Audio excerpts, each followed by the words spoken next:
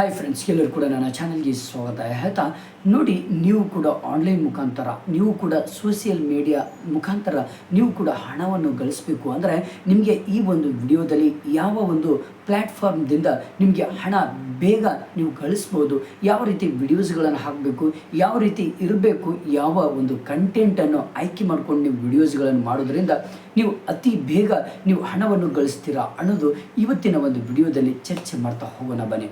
ನೋಡಿ, ಇಲ್ಲಿ first of all ಇವತ್ತಿನ ಒಂದು ಸಿಚುವೇಶನ್ನಲ್ಲಿ, ಇವತ್ತಿನ ಒಂದು ಹೊಸ ಮಾಡರ್ನ್ ಈ ಸಮಾಜದಲ್ಲಿ ಇವಾಗ ಯೂಟ್ಯೂಬ್ ಮತ್ತು ಫೇಸ್ಬುಕ್ ಮತ್ತು ಇನ್ಸ್ಟಾಗ್ರಾಮ್ ಜಾಯ್ಮಾನ್ ಬಹಳ ಇದೆ. ಅಂದರೆ ಇದು ಒಂದು ರೀತಿಯಲ್ಲಿ ಮನೆಯಲ್ಲೇ ಕುಳಿತುಕೊಂಡು ಆರಾಮಾಗಿ ನೀವು ಕಷ್ಟಪಟ್ಟರೆ ಆರಾಮಾಗಿ ದುಡ್ಡು ಗಳಿಸ್ಬೋದು. ಹಾಗಾದರೆ ಈ ಮೂರು ಪ್ಲ್ಯಾಟ್ಫಾರ್ಮ್ದಲ್ಲಿ ನಿಜವಾಗ್ಲೂ ಹಣ ಎಲ್ಲಿ ಬರುತ್ತೆ, ಯಾವ ಒಂದು ಪ್ಲ್ಯಾಟ್ಫಾರ್ಮ್ದಲ್ಲಿ ಹಣವನ್ನು ಗಳಿಸ್ಬೋದು ಅನ್ನೋದು ಕೂಡ ನಿಮಗೆ ಕುತೂಹಲ ಇರುತ್ತೆ. ಹಾಗಾದರೆ ಬನ್ನಿ, ನೋಡಿ, ಯೂಟ್ಯೂಬ್ಗಿಂತ ಮೊದಲು ನಾವು ಇನ್ಸ್ಟಾಗ್ರಾಮ್ಗೆ ಹೋಗೋಣ. ಇನ್ಸ್ಟಾಗ್ರಾಮ್ದಲ್ಲಿ ಏನಪ್ಪ ಅಂದರೆ ನೀವು ಒಂದು ದಿನಕ್ಕೆ ಮಿನಿಮಮ್ 4ರಿಂದ 6 ತಾಸುಗಟ್ಟಲೆ 6 ಅವರ್ಸ್ ನೀವು ಕೆಲಸ ಮಾಡಿದರೆ ಈ ಇನ್ಸ್ಟಾಗ್ರಾಮ್ದಲ್ಲಿ ನಿಮಗೆ ತುಂಬ ಕಡಿಮೆ ದುಡ್ಡನ್ನು ಗಳಿಸಲಿಕ್ಕೆ ಸಾಧ್ಯ. ಯಾಕಂದರೆ ಜಾಸ್ತಿ ಎಫರ್ಟ್ ಬಟ್ ಕಡಿಮೆ ದುಡ್ಡು ಅರ್ನ್ ಆಗುತ್ತೆ ಇನ್ಸ್ಟಾಗ್ರಾಮ್ದಲ್ಲಿ. ಯಾಕಂದರೆ ಇನ್ಸ್ಟಾಗ್ರಾಮ್ದಲ್ಲಿ ಸ್ವಲ್ಪ ಬ್ರ್ಯಾಂಡ್ ಆಗಿರಬೇಕು, ಸೆಲೆಬ್ರಿಟಿಗಳಿಗೆ ತುಂಬ ಯೂಸ್ ಆಗುತ್ತೆ ಇನ್ಸ್ಟಾಗ್ರಾಮ್. ಯಾಕಂದರೆ ಅದರಲ್ಲಿ ನೀವು ದುಡ್ಡು ಗಳಿಸ್ಬೋದು ಆ ಮುಖಾಂತರ. ಯಾಕಂದರೆ ದೊಡ್ಡ ದೊಡ್ಡ ಬ್ರ್ಯಾಂಡ್ಗಳಿಗೆ ನಾವು ಆ ಬ್ರ್ಯಾಂಡ್ಗಳ ಒಂದು ವಸ್ತುಗಳನ್ನು ನಾವು ಅಡ್ವರ್ಟೈಸ್ ಮಾಡ್ಕೊಳ್ಳುವಂತಹ ಮುಖಾಂತರ ನಾವೇನು ಮಾಡ್ಕೊಳ್ಬೋದು ಅಂದರೆ ದುಡ್ಡನ್ನು ಅರ್ನ್ ಮಾಡ್ಕೊಳ್ಬೋದು. ಬಟ್ ಫಾಲೋವರ್ಸ್ ಕೂಡ ಜಾಸ್ತಿ ಇರಬೇಕಾಗುತ್ತೆ.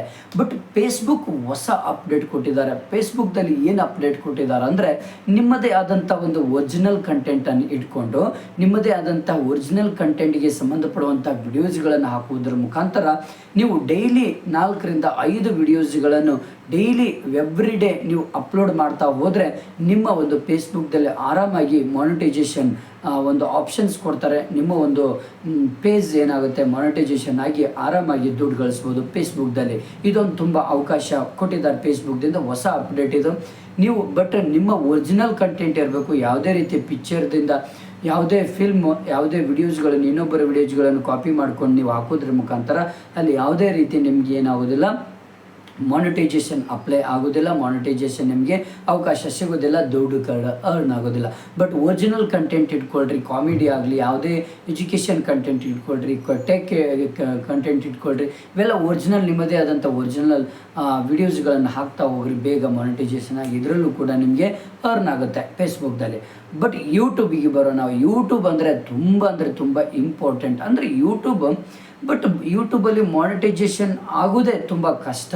ಬಟ್ ಆದರೆ ಮಾತ್ರ ಯೂಟ್ಯೂಬ್ ಅಷ್ಟು ಹಣ ಯಾವ ಪ್ಲ್ಯಾಟ್ಫಾರ್ಮಲ್ಲೂ ಕೂಡ ನಿಮಗೆ ಸಿಗೋದಿಲ್ಲ. ಫೇಸ್ಬುಕ್ದಲ್ಲೂ ಸಿಗೋದಿಲ್ಲ, ಜೊತೆಗೆ ಇನ್ಸ್ಟಾಗ್ರಾಮ್ದಲ್ಲೂ ಸಿಗೋದಿಲ್ಲ.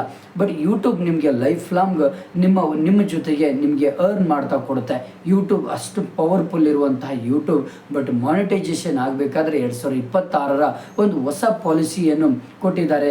ಈ ಪಾಲಿಸಿಯ ಪ್ರಕಾರ ನೀವು ಯಾವುದೇ ರೀತಿ ಕಾಪಿ ರೈಟ್ಸ್ ನಿಮ್ಮ ಒಂದು ಚಾನಲ್ಗೆ ಬರಬಾರ್ದು. ಕಾಪಿ ರೈಟ್ಸ್ ಯಾಕೆ ಬರುತ್ತೆ ಅಂದರೆ ನೀವು ಬೇರೆ ಪಿಕ್ಚರ್ದಿಂದ ಬರುವಂತಹ ವಿಡಿಯೋಸ್ಗಳನ್ನು ಕ್ರಾಪ್ ಮಾಡ್ಕೊಂಡು ಹಾಕುವಂಥದ್ದು, ಇನ್ನೊಬ್ಬರ ವಿಡಿಯೋಸ್ ಮತ್ತು ಇನ್ನೊಬ್ಬರ ಸಾಂಗ್ಸ್ಗಳನ್ನು ನಿಮ್ಮ ವಿಡಿಯೋದಲ್ಲಿ ಆ್ಯಡ್ ಮಾಡ್ಕೊಳ್ಳೋದು, ಮತ್ತು ಇನ್ನೊಬ್ಬರ ವಿಡಿಯೋ ಕಂಟೆಂಟ್ ವಿಷಯವನ್ನು ಕಾಪಿ ಮಾಡ್ಕೊಳ್ಳೋದು.